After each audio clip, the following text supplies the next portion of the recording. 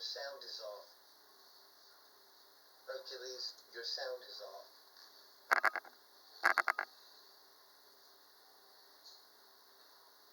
Oh, sorry about that. There you go. Thank you very much, Tim. That is a broad overview, as always, and you brought up some very interesting points. My belief, and I've pursued this information for my entire life, is that things take place within certain belief structures, certain mythologies. And the constellations are only the constellations as viewed through our eyes in whatever culture we're observing them from. So the Pleiades to us is not what the Pleiades actually is. It's what the 7 stars we see in the sky and more now with our instruments that we've detected, but it's the 7 sisters that gave birth to the mythology.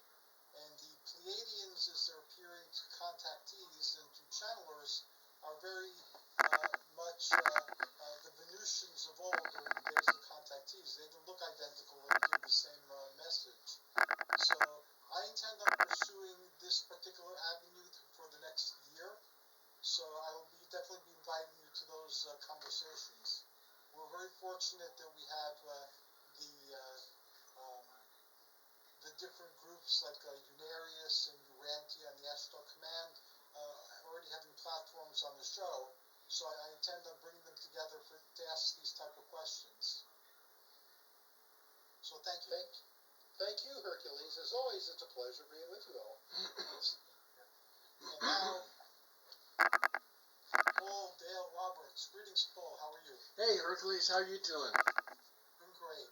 I'm inviting you to Pantheons of Pop Culture, which is a special I'm having sometime next month.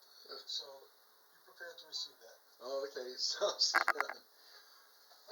Well, tonight we really have a good subject about the Pleiades, and a lot of people, they think of these Nordics as beings of light, that they're helping humanity in a spiritual evolution.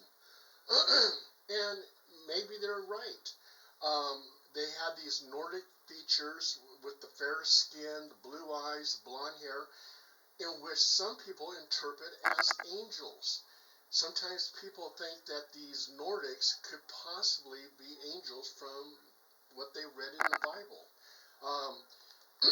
And what's kind of interesting about the Nordics is that they seem to communicate with telepathy or through your dreams. And this has been reported by people who claim to have encountered the Nordics. And I found one story kind of interesting, is that this one person who was a witness to a landing of a UFO, and out came these Nordics, and they were wearing uniforms with a 7-pointed star, representing the 7 sisters of the star cluster Pleiades. I don't know if this is a factual case or not, but that's what they claim, and that's kind of interesting. This is going to probably blow you away, but I live in Elk Grove, which is next to Sacramento, California, and 30 minutes from my house is a town called Lodi. And you're probably familiar with Lodi with the Creedence Clearwater Revival song, Back in Lodi Again. Well, that's the same town. And in the town of Lodi on November 27, 1896, Colonel H.G. Shaw and a friend were on a carriage, and they came up to this one area, and they saw a UFO landing. And out from this UFO came 2 Nordics. And one of the Nordics was carrying something that looked like a glowing egg. Well, Colonel H.G. Shaw totally freaked out and says, let's get on the carriage and let's get out of here. And they took off down the road, and these Nordic beings did not chase after them. But Colonel H.G. Shaw said that he was receiving a message through telepathy, and the Nordic was asking him to please go onto the ship. There was something that they wanted to show them.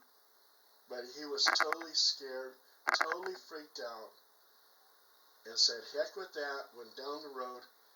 And I don't know, but maybe H.G. Shaw and his friend maybe were abducted and they just don't remember it. Because I just don't think those beings allowed them just to go down the road and not chase after them. But that's a very popular story. And it's right here, 30 minutes from my house, Lodi, California.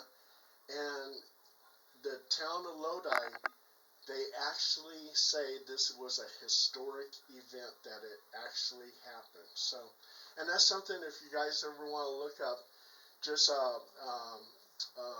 Google the Lodi UFO incident, and you'll see it. It's kind of interesting how all these aliens came from different areas. So you got aliens, according to the Dogon tribe, that they came from Sirius B. And Sirius B, you can't see with the naked eye, but somehow the Dogon tribe knew about it.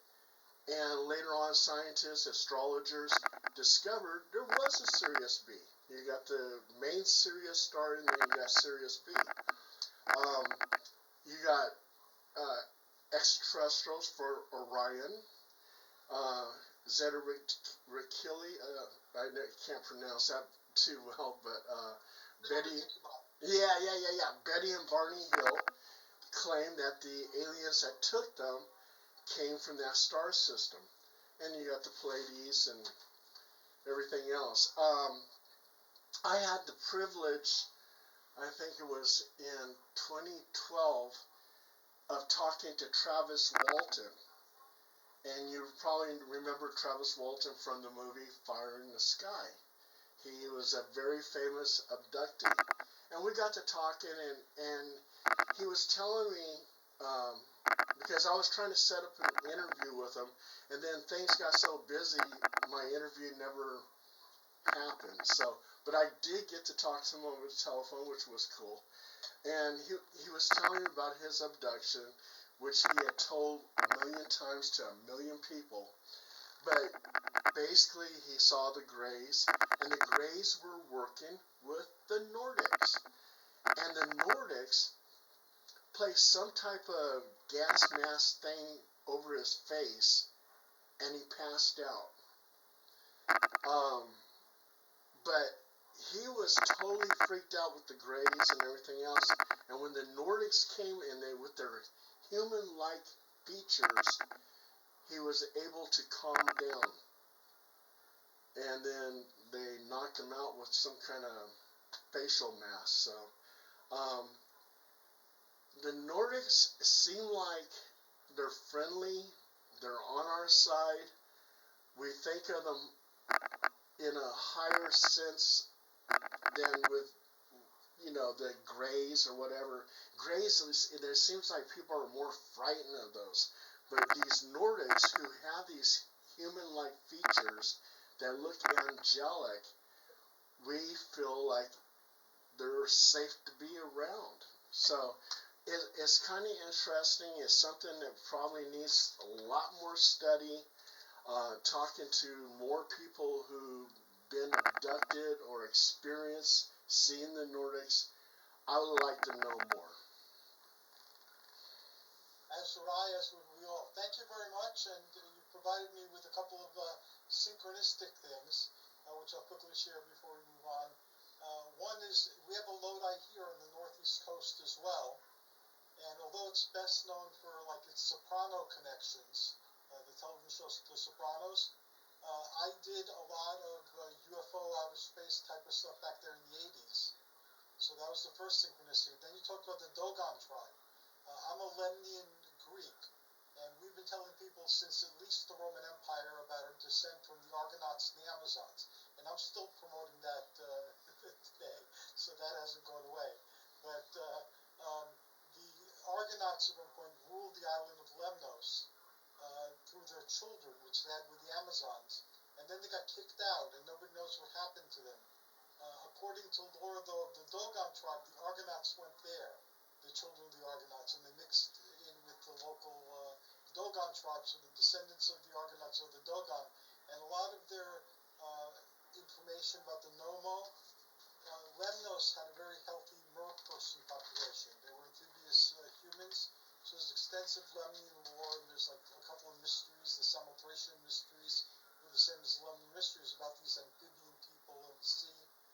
So the Nomo contain a lot of elements from that Mediterranean lore. So that's the second synchronicity. So thank you for all the information and for the synchronicities.